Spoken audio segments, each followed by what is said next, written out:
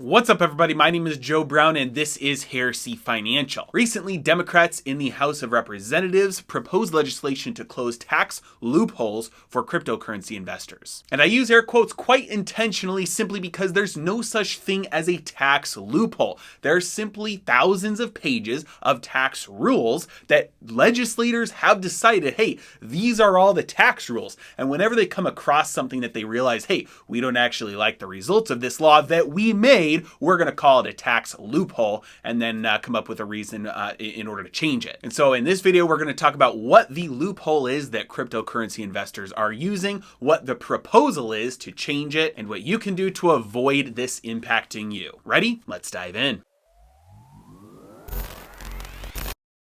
All right, so what is the tax loophole that this bill is proposing to close? Well, if passed, this bill would make cryptocurrencies subject to wash sales. Now, things like stocks, mutual funds, ETFs, these are already subject to the wash sale rule, but because cryptocurrencies are classified as property in the tax code, they are not currently subject to the wash sale rule. So what exactly is a wash sale? Well, say you're an investor in Apple stock and you bought Apple stock a couple days ago because you were really excited about the new lineup of iPhones and Apple Watches that were coming out. But to your disappointment, as they announced the new lineup, they didn't have as many of the new features as had been rumored, and you just watched the stock price drop during the day as they made their announcements of their new product lineup. So a couple days ago, let's say you put $100 into Apple stock. After it dropped, you decided to get out and you sold it for $90. You lost a grand total of $10. Let's say that's the only trade you made this year. That would mean that you lost $10.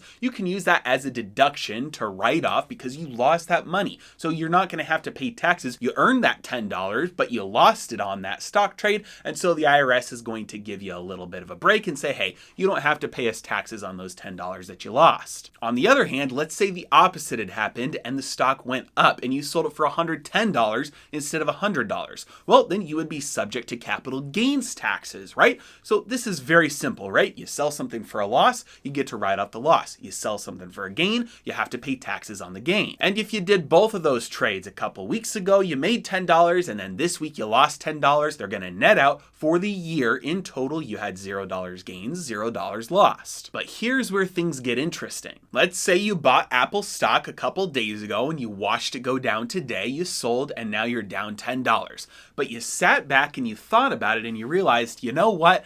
I think that they're going to still do well for the long term. So I don't really care that they didn't have the exact feature set. And I think they're going to announce maybe another event in a couple of weeks or a couple of months, release some new AirPods, something like that. I think long term the stock's going to go back up. So you buy back in. And let's just say the stock price didn't move at all. You bought originally at 100, you sold at 90, bought back in at 90. And yes, I'm using fake prices for the stock just to make it easy. Well, now that you bought back in at 90, you no longer get to claim that $10 loss. Now, eventually you'll get to take it, but you don't get to take it right now. And this is to prevent people from December 31st selling all of their stocks that they have a loss in, getting to claim those losses, and then the very next day buy back in, hopefully at a very similar price, and then you get to ride those stocks all the way back up again. Now, ultimately, this is just a scheme so that the IRS can squeeze a little bit more out of every trader and investor because it doesn't work the opposite way with gains. Let's say you bought in at 100, it goes up to 110, you sell, you made $10, but then you buy immediately back in. You don't get to defer those gains. You still have to pay the gains on those $10. So you only get to defer the losses until you eventually sell out of it in the end. So how would that work in practice? You buy at 100, you sell at 90, you lost $10, but you buy back in at 90. Now you've got a $10 loss that's just kind of waiting on the sidelines. And your broker will report it. They're going to adjust your cost basis for tax reporting purposes, but it's going to just be kind of like held there on the sidelines, waiting for you to eventually sell. So let's say a couple of months go by, maybe a year goes by, and it goes back up to 100 and you sell.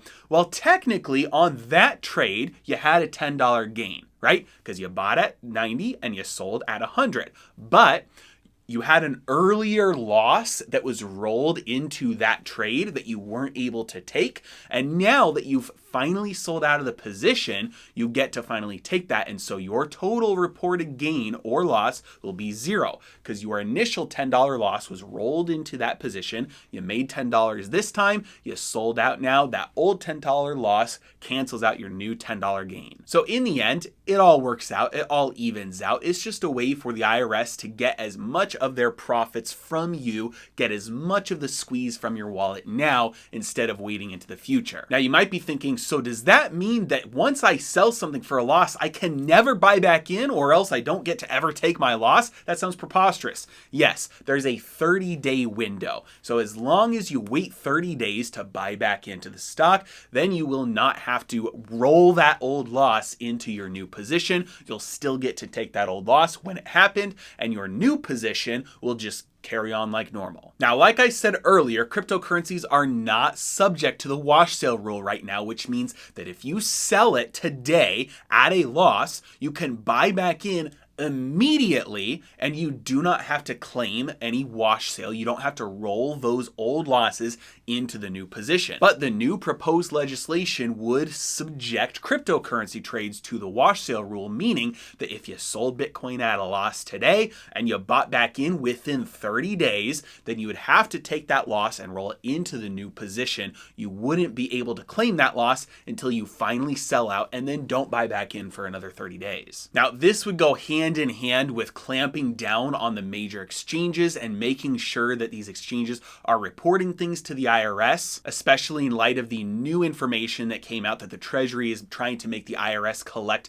information from every single bank account and financial account, like a crypto account or even a brokerage account, to for reporting every single transaction as long as the account value, total account value, is above $600. And so as long as they get the information, they can enforce the rules like this new wash sale rule that's being proposed. Because without all that information coming in, they're basically just relying on people's voluntary reporting of their own gains or losses, which they are currently using that as an excuse and saying, hey, we're not getting as much tax revenue as we would if people were, all reporting it accurately. And so we need to collect the information so that we can enforce it. And last but not least, what can you do to prevent any of these changes from impacting you should they go into effect? There are a couple of things you can do. Number one, just never sell. You might think this sounds crazy, but I always buy. I never sell Bitcoin. And the reason is because if it ever does reach those astronomically high, crazy numbers, like 500,000, a million,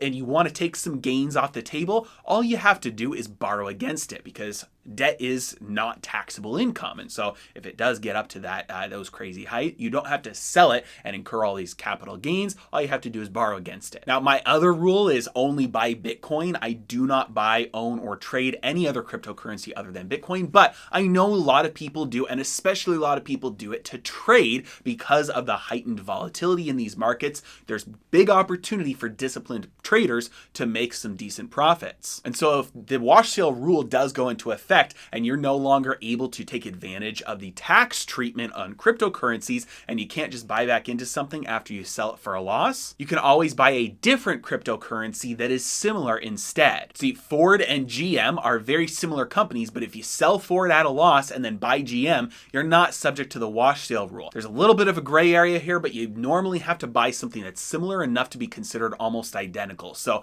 if you sell an S&P 500 ETF and then buy another S&P 500 ETF that is constructed, let's say with the exact same weighting, your brokerage account might not recognize that that's a wash sale, but if, let's say, you ever get audited or something like that, you might be at risk of having to pay penalties on that because that might technically qualify as a wash sale. But as far as individual stocks go and individual cryptocurrencies go, there's usually enough of a difference between them to be able to make a decent case that they're different enough to not be considered identical securities. And then finally, the last thing that you can do to avoid this impacting you is to just buy your cryptocurrency or especially your Bitcoin in a self-directed IRA, because IRAs are shielded from taxes. The IRS does not watch the buying or the selling that takes place underneath the shelter of an IRA. They only watch the dollars that go in and the dollars that come out. And so if you have a self-directed IRA, I use iTrust Capital. You can buy gold, silver, Bitcoin, and some other cryptocurrencies inside a self-directed IRA with iTrust Capital. They've got low fees, a fantastic user interface. I use them. But again, you can use something like this in order to have the wash sale rule not apply to you. You can move between cryptocurrencies. You can buy, you can sell. You don't have to worry about the tax reporting whatsoever. I hope that was helpful. And as always, I really appreciate you guys. Thank you so much for watching. Have a great day.